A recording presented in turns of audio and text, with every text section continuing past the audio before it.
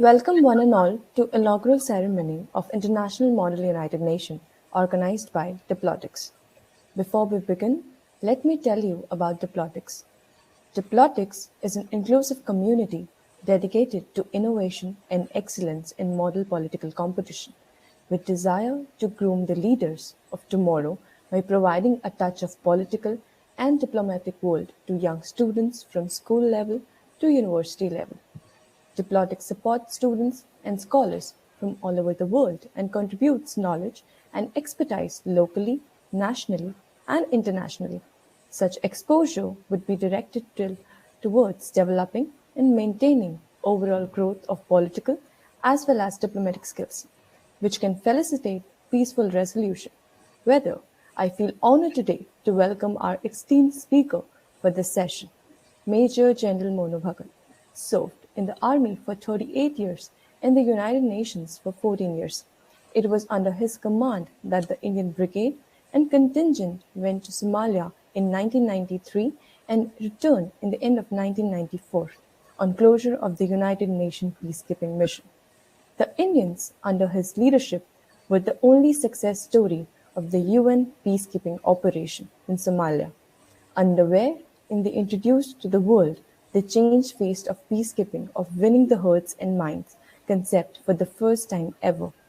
On the return from the Somalia field mission, he was conferred with the Param Vasishta Seva Medal by the government, a rare and unique distinction for an officer of the rank of a brigadier, and no other brigadier to date has been honored as such. He was soon thereafter picked up to serve the United Nations Secretary General as the Deputy Military Advisor at Headquarters, New York, and was retained in the assignment for almost 5 years. Later, he reverted to the UN as a civil official heading administration and integrated logistics in the UN's field peacekeeping mission of Sierra Leone and DR Congo. He is a seasoned UN peacekeeper whose expertise relates to both military and civil responsibility in field and headquarters based in UN, New York, and in the areas of peacekeeping operation, administration, and logistics, giving him a comprehensive all-rounder exposure. Thank you so much for joining everyone.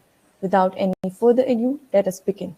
I will request the speaker to take the session forward and enlighten us all. Also, you all can ask your question in the chat box. So you may start. Thank you. Thank you for the introduction. Good morning to everyone out there on the web, wherever you be. I'm delighted to be here this morning to be sharing my views with you on a subject that Diplotics promotes, young leaders who will be the professional leaders of tomorrow. I noticed that there would be a lot in the audience from the law department, young students of law, some professors, etc. So I have to be on my guard whatever I say, because everything that you say has a financial and legal implication in society. Anyway, that is a major requirement even for conflict resolution. Now, what you are being groomed for basically is conflict resolution leading to sustained peace and development by way of mediation, negotiations, resulting out of your managerial and leadership skills. I thank Garima Rana, her colleague, the founders of Diplotics, for providing me this opportunity. To begin with, let's understand what conflict is all about. It has been on this planet ever since the existence of life, both for animals and the human species. The only difference being that the animal world has no capability to resolve conflict because they generally protect or guard their territories or hunt for food, and are not social animals like us who have all the potential for conflict resolution, and every conflict can be resolved if you want to. If there is a will, there is a solution to every conflict. But if you make it political, want to promote your personal agendas, which are very selfish in nature, then I'm sad to say there will be no resolution. But then, why the conflict? Why is it there? And why do we take to it? For the simple reason conflict means power. Power gets you money, money gets you wealth, wealth gets you the ability to have influence over others and also promote your material needs, that you are better placed than your peers and you have a say in worldly matters. Uh, so it's a very personal or selfish outlook, I would say, whether it's human beings or nations. And if that be so, that means if conflict cannot be eliminated, it definitely needs to be curtailed or contained. And towards that, the most suited body in the world, I think, is the United Nations organization, which was set up post World War II in 1946 and has been there in existence ever since. Unlike its predecessor, the League of Nations, which came up in 1920 after World War One and barely stayed for about 20 years. Now, the UN was entrusted with the main responsibility of ensuring collective security and safety of the international community. The international community, multinational that it is very complex and has a complexion. It has various geographical ownerships, boundary understandings differ, and an uneven availability of natural resources leads to the conflict that we find between nations. The need of collective peace and stability has become imperative, and it is the Security Council in the United Nations that have been mandated to deal with the subject of collective peace and security. In my talk, I would be centering around the United Nations basically being the primary conflict resolution body, although I would make corresponding references as applicable to our country, our region, and the world over. The process remains the same wherever you be, and it's just like the military is the same world over. There's no difference. Similarly, in conflict resolution, the process remains the same.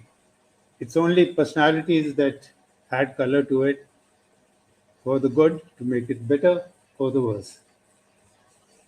Now, before I begin, it brings me to a question. Rather, I want to ask myself a question. Has the UN succeeded for the purpose that it was raised and designed for? Answer I get is yes, very much, although not to the best of expectations, but to a large extent it has been successful. For the simple reason that we've not had another world war ever since the last gave over in 1945, almost 70 years ago. And unlike the other World War One and Two, which were just 20 years apart.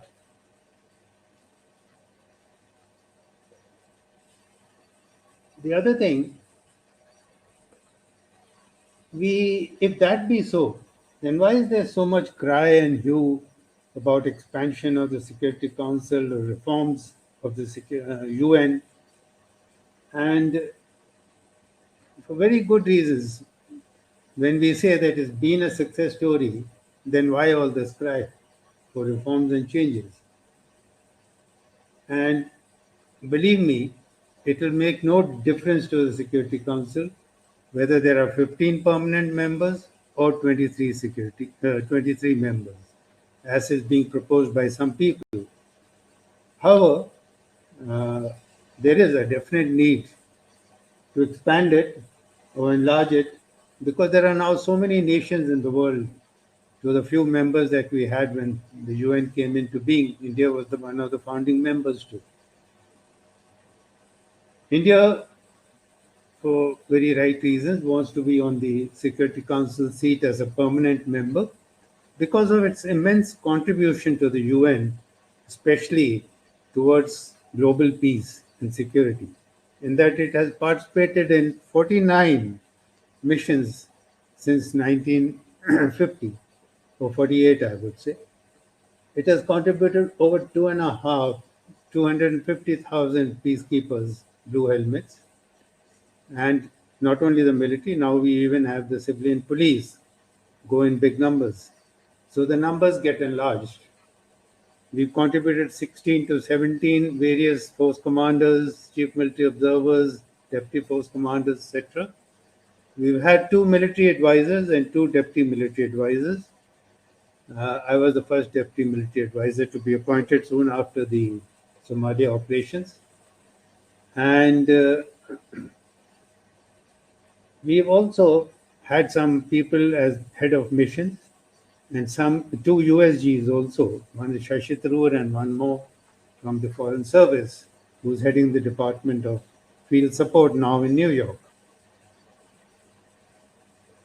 So we have a point in seeking a permanent seat, but not that it is going to make any difference to peacekeeping, but certainly it will satisfy our,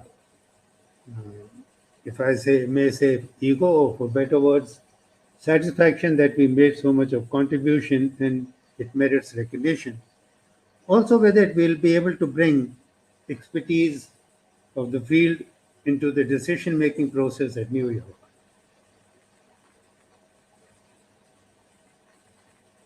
But if you ask me, if you were to ask the P5, that's the permanent five of the Security Council, what they have to say about it, the reforms, they would not make any public noise or sound about it. They'll be very diplomatic and say, yes, why not? And many have made false promises to our country too. But in fact, none of them want it. I've spoken to some of them myself in confidence, in private, and asked them, what are your views? And they tell me, look, tell me, have you had another world war after the last one? I say, no.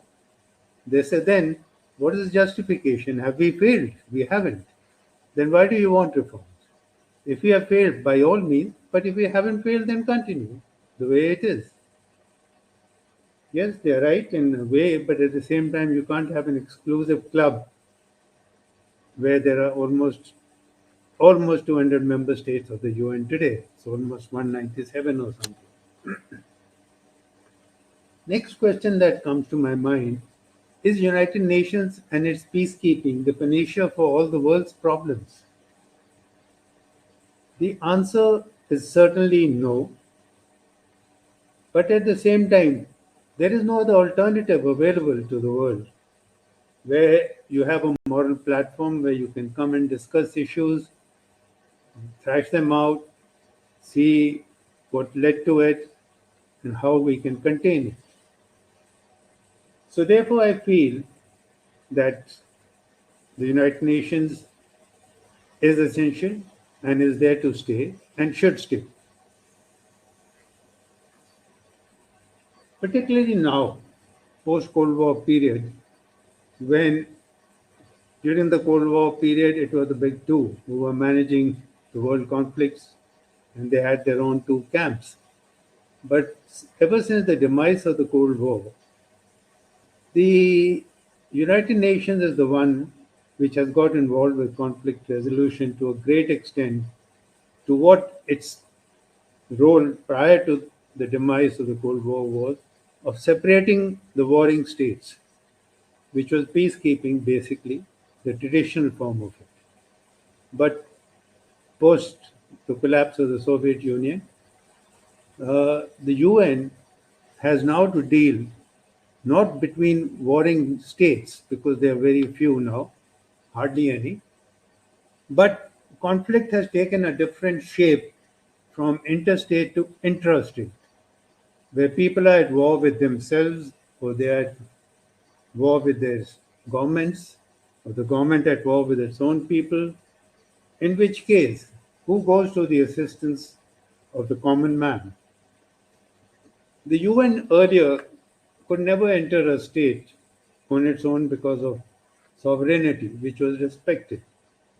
But yes, when sovereignty itself has become the culprit and is targeting its own people, then apparently there has to be a different solution. And that, to my mind, is the United Nations which has to intervene rather than nations intervening. Others will go back to the era of Cold War and join camps.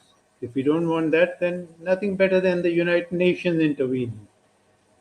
And the United Nations should take lead to go to the assistance of people, which means the whole definition of sovereignty, as per the dictionary, would need to be revisited and give it a more proactive meaning.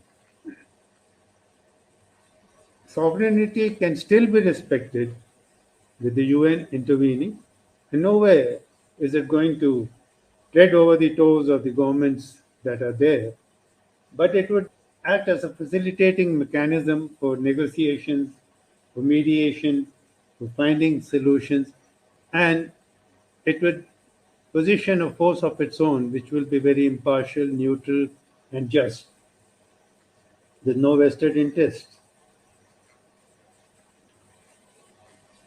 The reforms that have been carried out in the UN are not too significant. There have been more structural reforms, if I may say so, rather than where they were needed by way of reforms of strategy, the methodology, the audit, the manuals. That haven't hasn't been attended to.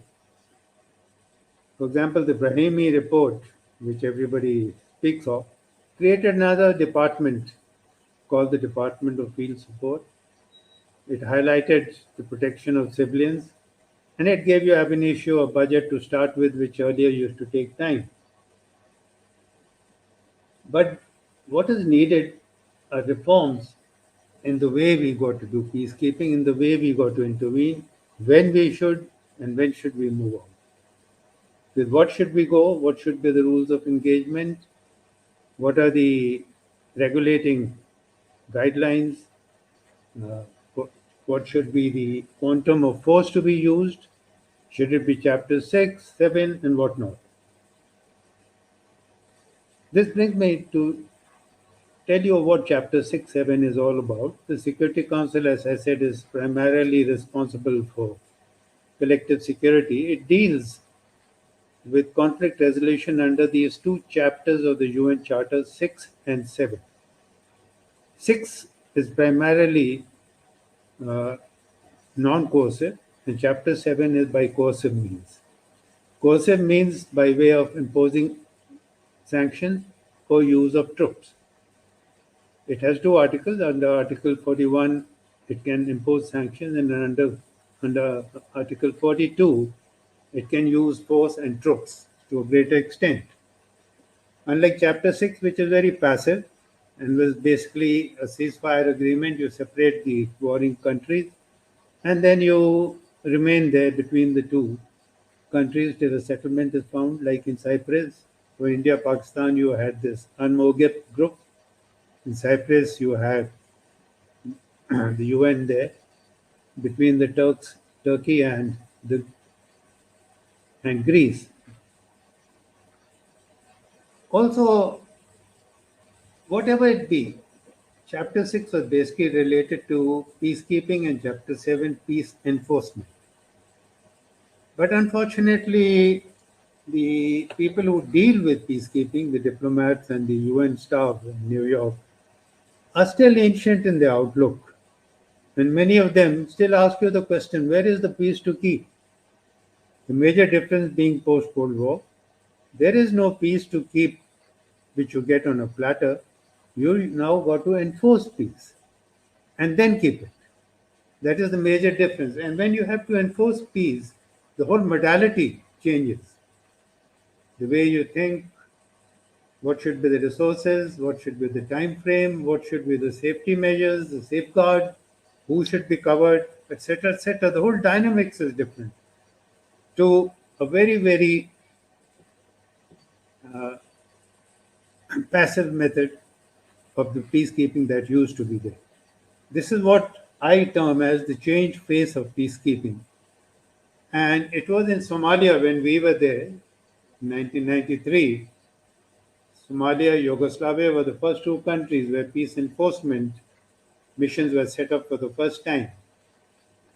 And we had to really go and understand what the problem was, what was the root causes, where did the problem emerge from, how can it be dealt with, and we realized that people are the key factor in conflict resolution. More than the government, it's the people of the land. What are their aspirations? What are their needs? What led them to fight with each other or with their governments? Are they happy, contented, satisfied, or they short on things? It's basically governance if you look at it. A form of governance, how little or how much more to do or provide. And that applies to almost any country in the world, including ours today. Everything depends on governance and non divisive politics. Where divisive politics come into play for personal agendas, the problem starts there. And it's very difficult to deal with that because you can't change people's religions. You can't convert the whole country or the whole human race. You can't have all Christians, all Muslims, or all Hindus. It's a world of mixed colors, mixed nationalities, mixed complexions, mixed religions, mixed languages, mixed food habits, mixed way of life. It's a wonderful world with so much diversity. And to enjoy the world, the diversity should be there rather than we all become stale with one character. But to preserve the diversity, then we've got to ensure there is no conflict, and that will only come by conflict resolution. Now, to achieve that, one of the biggest drawbacks at the Security Council is the veto power. The veto power is given to just the 5 permanent members of the 15 members that the Security Council has. And veto by itself is a non starter. It doesn't let you take off, it doesn't let conflict resolution sow its seeds, and it is going to be my way or your way. That is what veto is all about. And that's no conflict resolution when it's my way or your way. Then it's bulldozing. Or you only safeguarding your own personal interests, your national interests. Whereas, to my mind, I'm rather surprised when nations talk of national interests when they go for conflict resolution or for peacekeeping or peace enforcement. But what interest can a collapsed state promote for you? It has nothing to give you. It has collapsed. It is a failed state now. If any interest comes into play, it would only come post conflict resolution. Once the state is back on its feet, that member states can then get involved with that particular state for whatever interest they have economic, military, cultural, whatever. But if a state is on its way to a downfall, it can provide nothing to add to your interests. So it's ridiculous when they talk of promote your self interest. Rather, I would say the only promotion of interest is that of conflict resolution, is to help a nation that is in trouble get back on its feet and be able to take the first step and thereafter move on its own. For it to move on its own is the UN takes a back seat from active role and then only provides assistance through the UN humanitarian agencies or aid agencies, and the rest is left to the state to promote or prosper its people or its treasuries or to do the best that it can for its own country.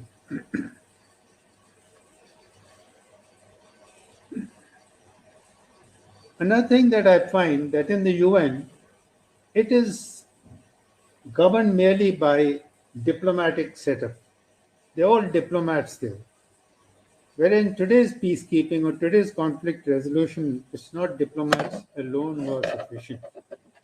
You need the civilians in all forms: diplomats, politicians, administrators, social scientists, scholars, researchers, writers, media people, and you need the military.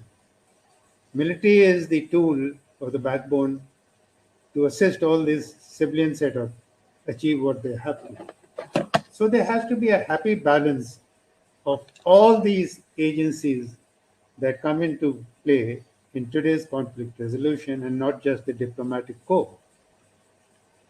And diplomatic corps, with due respect to them, are more involved in semantics and rhetoric and a game of how good the other is in putting things across in either the Queen's language or the American English or the Queen's English.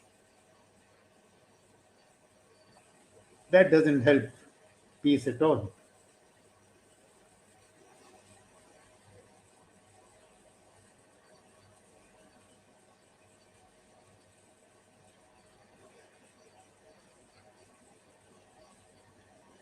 So, to my mind, the veto power should be done away with, and a simple law of majority of the 15 states should be brought into effect seriously to say whether the UN should participate or no, and no veto.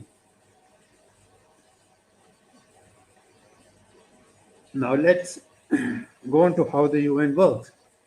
The UN has for itself something which one of the Secretary Generals prior to Kofi Annan, was the days of Somalia and Yugoslavia, when the contemporary peacekeeping took birth.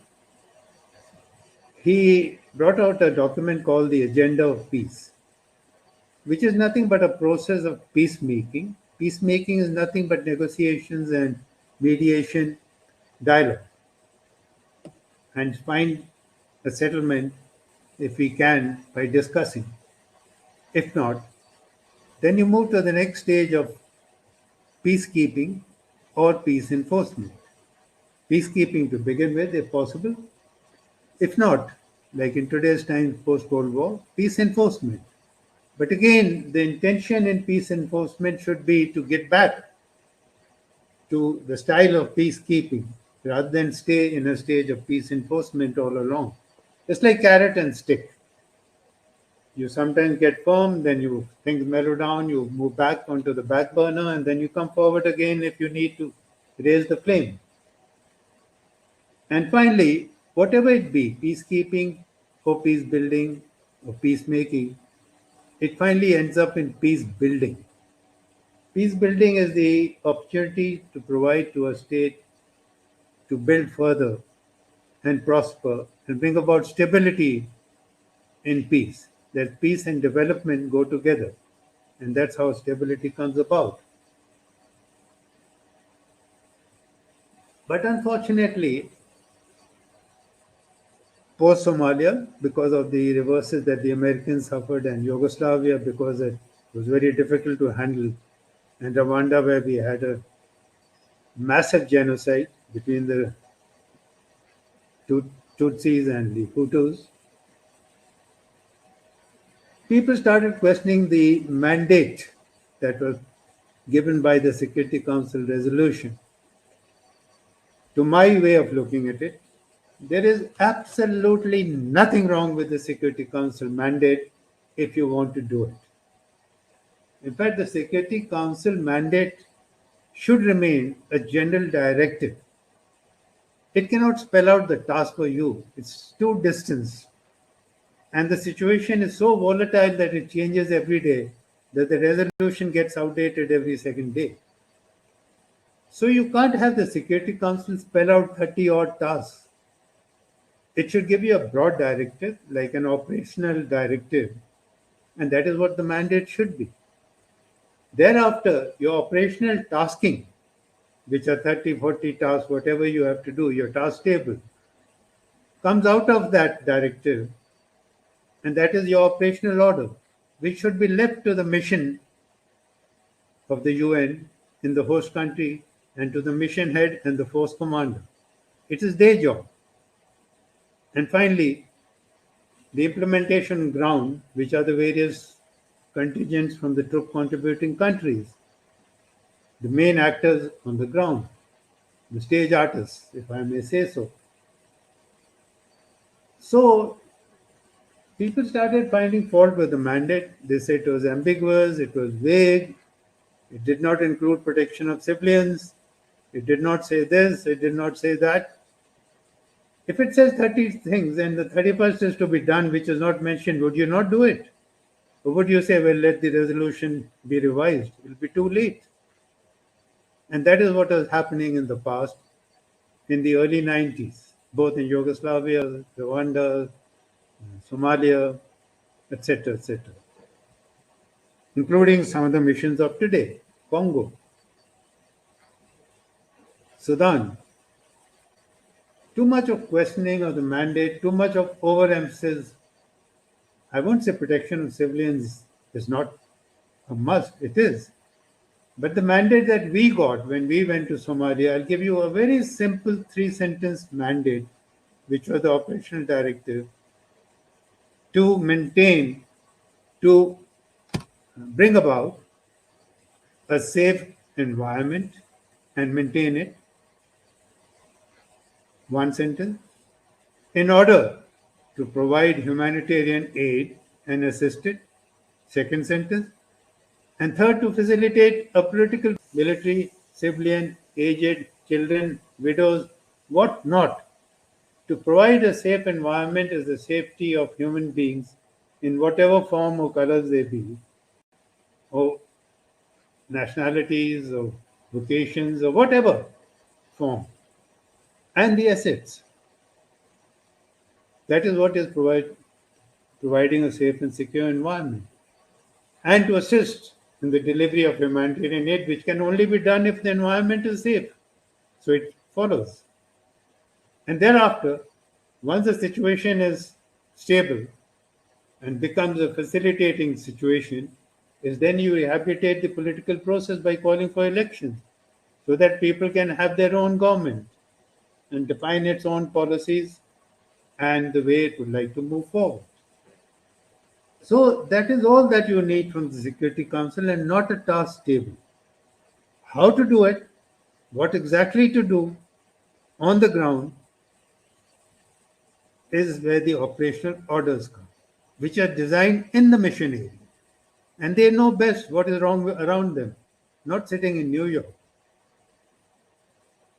And that is what I think is the correct way and not what the Security Council continues to do today, all because the decision makers are people who indulge in semantics, who look for dictionary meanings, or writers, authors. So many people have come to me when I was in Somalia. So many television media personalities came, journalists came, authors came, used to speak to me, but they were all theorists. They had no idea what practical peacekeeping implies, how to be pragmatic about things. You can write what you like sitting in a nice heated room on your computer. But that is not peacekeeping. That is just the skill of writing. So that is where you need the military people who can do such things, who can take risks, who are trained for such things. You need the police who can ensure the respect for the rule of law or enforce it or bring it about. And that is a necessity in any governance. So there's nothing wrong with the UN mandate. Then people started questioning the rules of engagement and the use of force. And they started talking of chapter 6, 7, fine, that is there. They brought in a new chapter called 6.5. There's no halfway in the use of force. You either use it or you don't use it. Once you let a bullet go off from your gun, you can't hold it halfway. Or you can't say, okay, look, go half the distance. The bullet will finally go till where it is meant to go. So I find this 6.5 rather amusing. As some people call it, the Chinese chapter. It was brought in by the Chinese 6.5. It has no meaning whatsoever. It's correct. Whatever the UN Charter is designed and framed, chapter 6 and 7 gives you everything. Why did you want to do it? If you want alibis and bring in fancy terms to prevent heads roll, which the Americans did introduce a lot of terms in questioning the mandate, saying the mandate was vague, there is no force protection, what is the exit strategy, what is the end state, what is the mission, how do you deal with mission creeps? They brought in all these intimidating terms which the military uses in a different jargon for their military requirements. And the civilians that are there got intimidated by these usage of military terms by the military, which was basically to prevent the heads of American generals' role who could not bring about success in Somalia. And the same Somalia, when the developing country troops went, led by India, they brought about a major change. The difference, I don't blame the Americans for what happened. They're not used to dealing with community, their armed forces. They were raised to deal with the Soviets, the NATO group, and the Warsaw Pact. They were meant for war. In the developing country, or countries like ours and our subcontinent, our militaries are community oriented. Besides guarding the borders and our sovereignty of our nations, we also attend to a lot of problems which take place and go to aid the civil authority in law and order problems, in disasters which take place, natural and man-made, earthquakes, floods, whatnot. Everywhere you find the military being called in as the last resort to put things back into shape when other agencies are unable to do it properly or are short on resources. So it were we, people like us from the developing world, who understood what people mean, and as I said, people are the key factor, who were suited to do peacekeeping. And therefore, I very strongly believe that not all member states that make the UN are suited to do peacekeeping. Unfortunately, in the UN, they look at everything political, equal participation. That doesn't mean you have everybody participate in peacekeeping, whether he knows it or not. You can't have actors on a stage who don't know how to act. It's not just acting alone, you got to memorize your dialogues. You got to have people who can bring about the right expression, who can laugh and cry at the same time, and who can empathize, understand where the shoe hurts. So these are all methods towards conflict resolution that you have to understand what to do, how much to do, who to deal with, where to start with, and where to end, where to hand over. You're not imposing armies like it was during World War II. You've gone there to assist. You are second class citizens, you are aliens in the country which you have gone to assist. It is those people who come first, their needs come first, their priorities come first. You're only there to assist them. And as part of conflict resolution, you have to be extremely receptive, absorbent, understand. You can't have an ego. You've got to be comprehensive. You've got to understand people's personalities, who you're dealing with, what are their mental attitudes, what are their aspirations, and the people's aspirations, match them. What are the possible solutions? What alternatives? Which one is appealing, and then go for it. Push it. You got to be soft, you got to be hard, you got to have a convincing ability as part of mediation and negotiation skills. Communication. Silent communication also speaks a lot.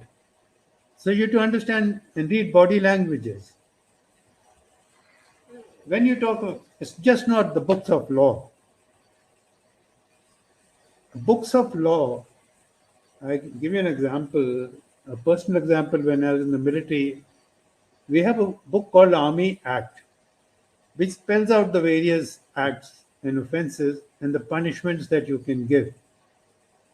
But that book does not tell you how to forgive and pardon, or how little a punishment or how more it should be. For that, you use your wisdom and the brass you wear on your shoulders. The leadership quality, the ability to analyze, the ability to think, the ability to understand the problem of why it happened, what led to it, what need I do that it will not happen again.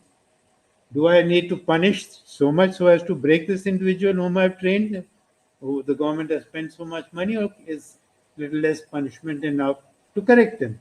Punishment should always be corrective, as they say, and timely. Both are essential.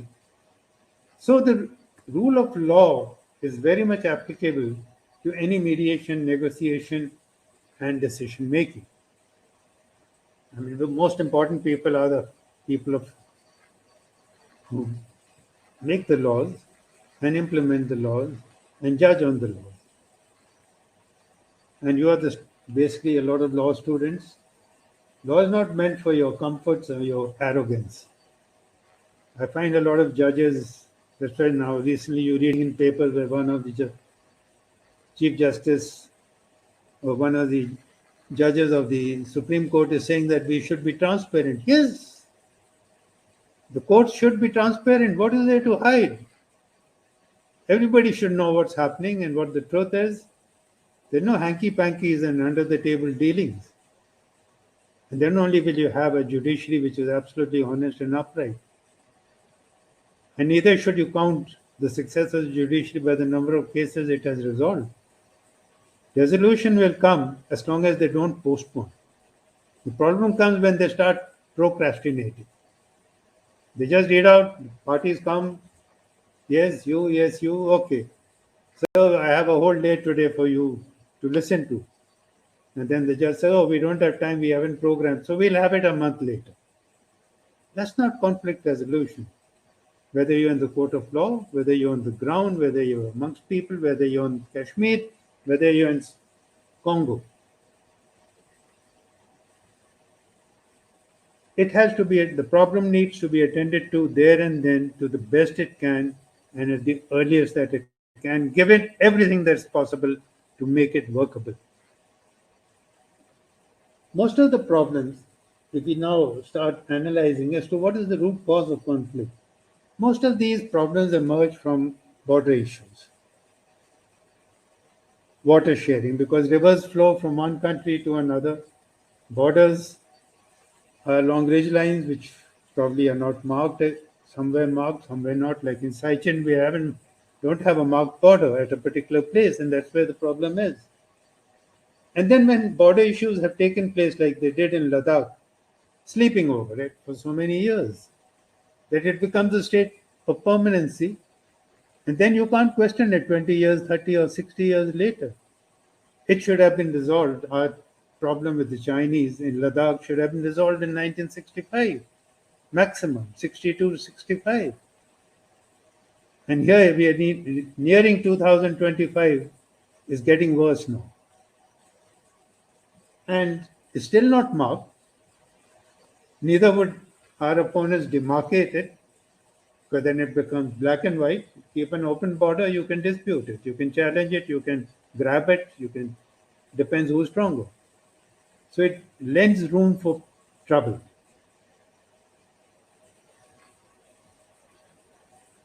So there, as I said, lack of governance, lack of satisfaction, these are all root causes. Lack of political aspirations, pampering to achieve a solution is again one of the biggest drawbacks. Like we've been doing to the Hurriyat. The best is involve those people into governing their own people, like we did in Mizoram. We had brought Lal Denga in, the elections were held, and he became the chief minister of Mizoram, and he proved a failure to what he used to say, and his own people threw him out. Same will happen in Kashmir. Get these guys to stand for election, become the chief ministers, and let the people decide if they're doing a good job or not, and not pamper just one or two parties and load these people with a lot of money to keep them happy. That's no way. You're giving them easy money to carry on with the problem as long as it can because that becomes their sustenance. That is not conflict resolution, neither by mediation nor by uh, negotiation. And one of the reasons for that is the choice of wrong people in the interlocutors that we have to carry out negotiation skills. You've got to choose the right people, upright, who understand, who have a historical understanding, who know the problem, not people from raw and a man may be the DG of RAW or director of RAW or IB. He may not be suited to it. He's from the police. You got to have the right people who have the skills, who are qualified, who are educated, who are trained, who are honest, who are upright, who can negotiate, who can influence with their personalities and their knowledge or convincing abilities as the interlocutors or the rapporteurs in all these exercises. You've got to be very fair and impartial. Then I come to media. Media is a, as they say, force multiplier. Yes, it is. It's a facilitator and it can even bring you down. So you got to have media management wherever there is conflict resolution. But if you don't manage or give news to the media will go fetching for news and our knowledge is dangerous. Then it'll be all hearsay or concoctions. But if you feed the media at a regular time, daily, as per a schedule, the media would be just too happy. They want news and they want to publish it and put it onto the TVs every evening.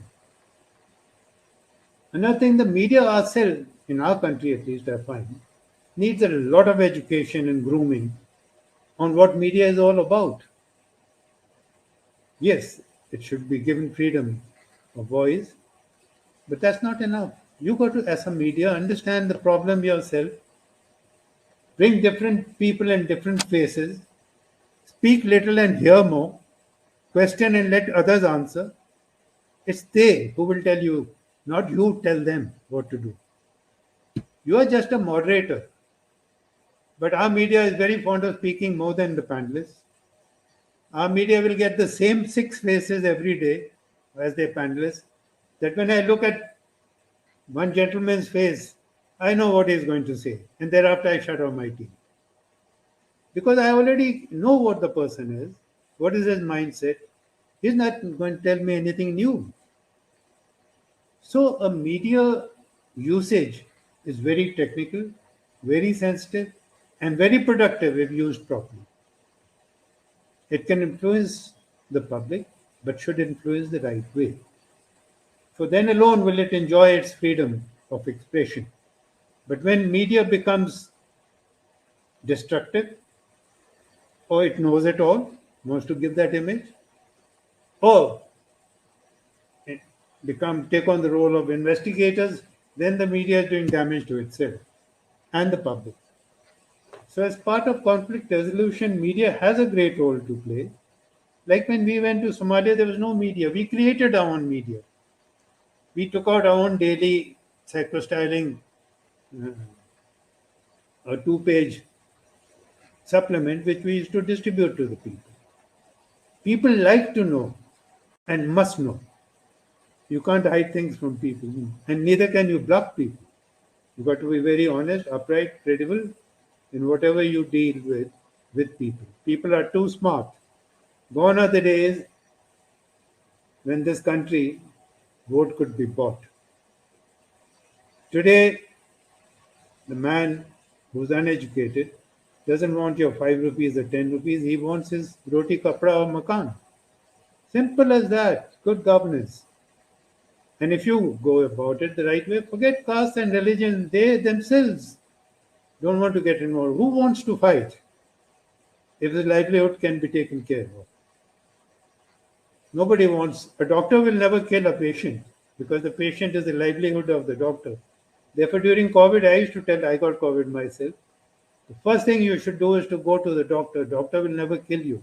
He'll keep you alive. Because if he kills you, he doesn't earn after that. Same is the thing with media. Same is the thing with politicians. You got to provide things for your people to stay in power and not loot the people. Finally, I would say this APA, I want to speak about it for a minute since it's related to mediation and conflict resolution, Armed Forces Special Powers Act. It's a very good tool, misunderstood by the politicians and the locals and the humanitarian folk, more so by the humanitarian agencies and these preachers, so-called preachers of human rights. APSA is not meant to violate or subjugate people or bully them. It is meant as a tool to help people. In terrorist-ridden areas, the military, if it has to go to the assistance of people, the provisions of APA provided that you don't need a policeman or a magistrate or a clearance from the civil government to go and deal with the terrorist. Terrorist doesn't provide you that kind of time. He acts in a few seconds and thereafter he's gone. A terrorist has just to throw his rifle into the bush, and if you catch him, you can do nothing to him because he's not a terrorist. He's an innocent man standing in front of you.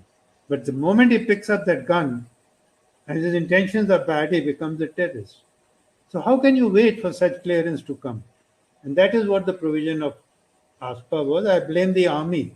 I'm an army man myself. They haven't educated the politicians, the media, and the people of the usage of ASPA.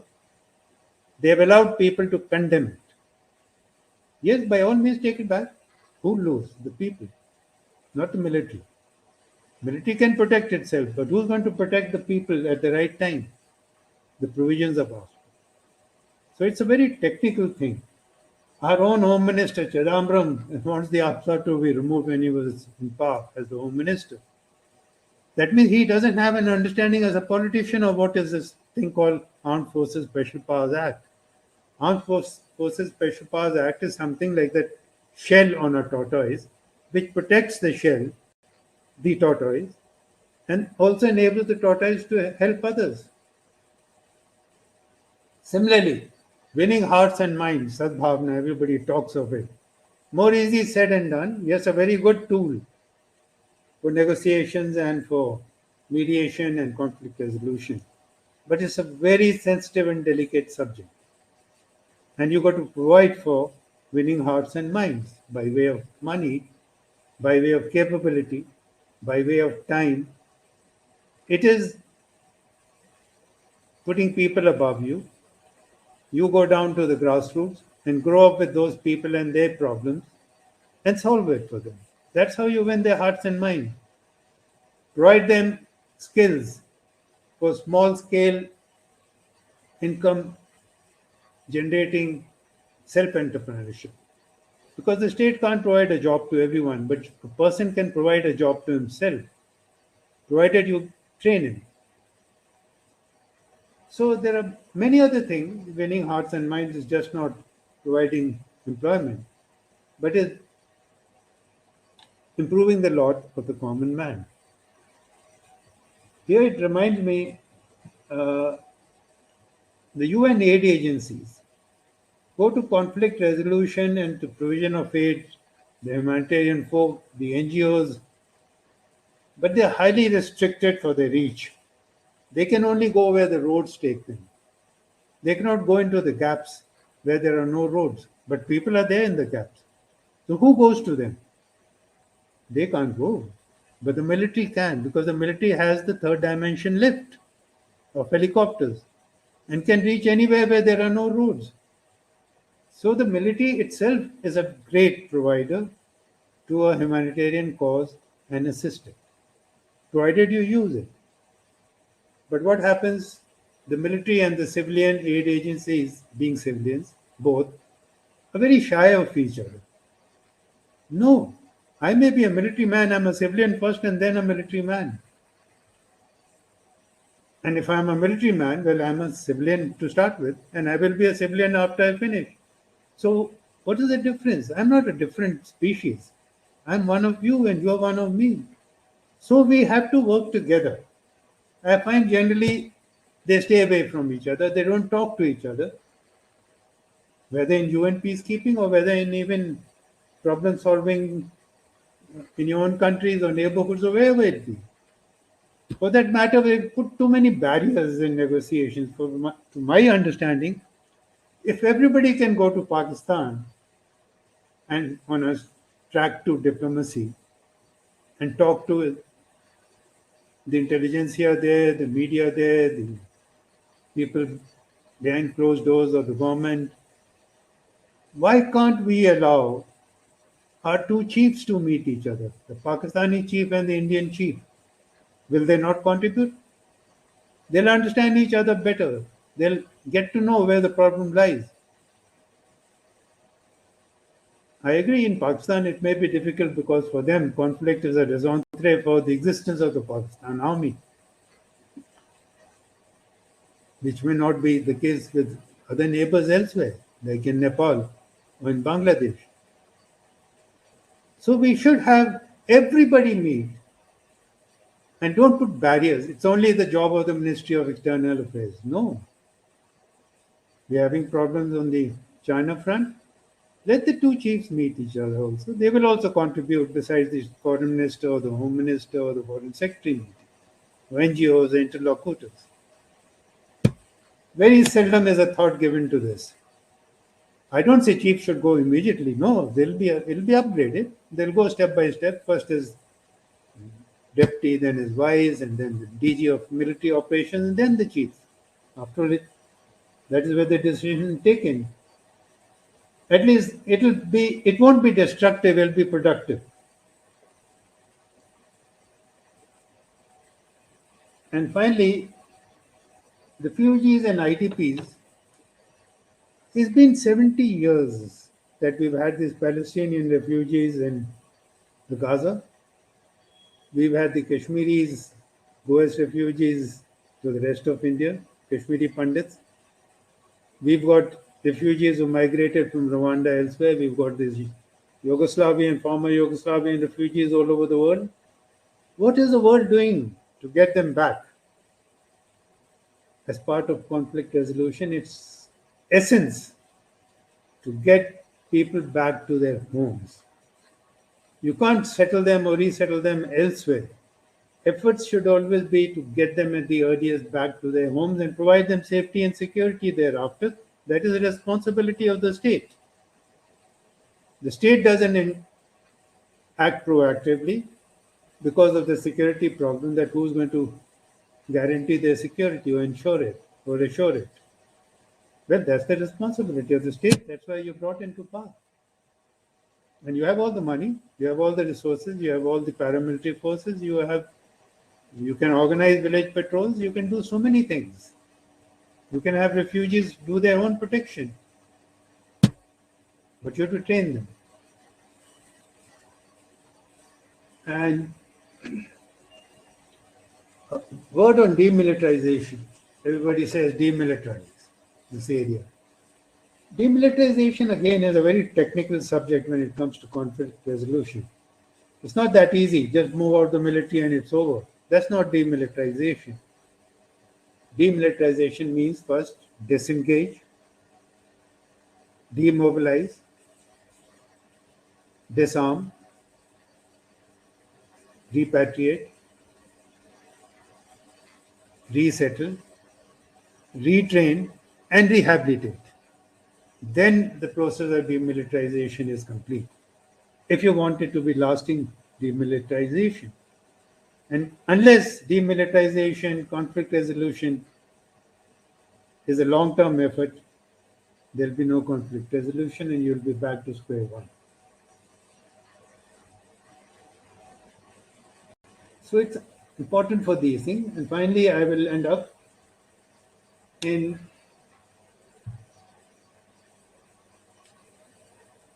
three quotes which are very relevant to conflict resolution.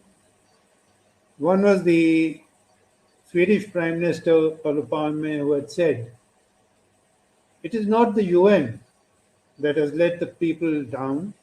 It is we, the people of the world, who have not stood by the UN. The UN is not short on anything. The UN doesn't have a military of its own, it doesn't have money of its own, it doesn't have resources, but yet the UN has everything. All the 196 member states of the UN make the UN, and everything that belongs to the 186 member states belongs to the UN, provided you are willing to share it."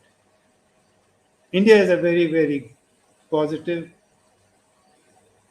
looking country and acts as a responsible member contributing to the UN. And every member state contributes and gets back also from the UN by way of peace, development, aid, assistance, and even your reimbursement for whatever you feel to peacekeeping by way of blue helmets, police, equipment. The UN reimburses.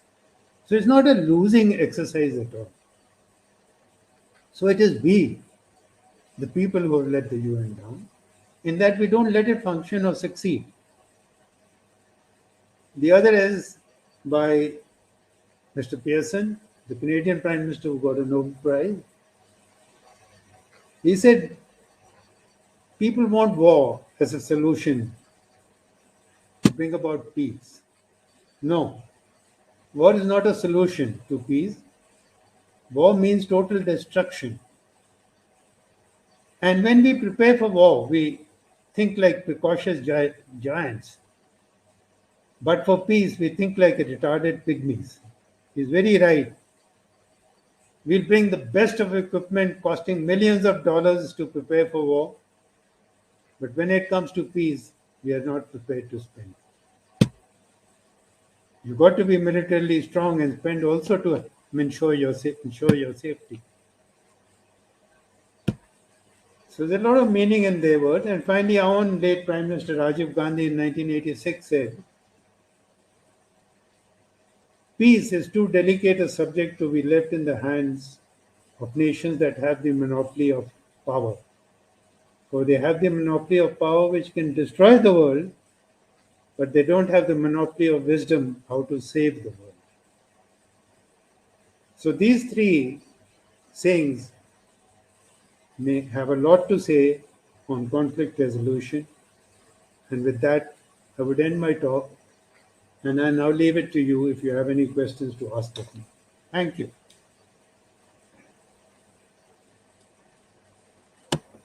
Thank you so much, sir. Since we have no time left, we have to skip the question and session round. Thank you, sir, for such a vibrant, interactive, and knowledgeable session. I would also like to thank all the participants for joining us, and I would request everyone to please fill up the feedback form before you leave in order to receive your certificates. And I would request all the delegates to join the respective meet link. Thank you, everyone, for joining us. And if you don't want to miss any updates from Diplotics, follow us on our social media handles and also join the WhatsApp update group sent in the chat box. Thank you, sir. Thank you. So you want me to take back nothing from the audience? Since we have no time left for that. That's one-way traffic. Negotiations, conflict resolution is a two-way traffic. Okay, fine, I understand. Some other time. Thank you so much. Thank you, sir. Thank you so much.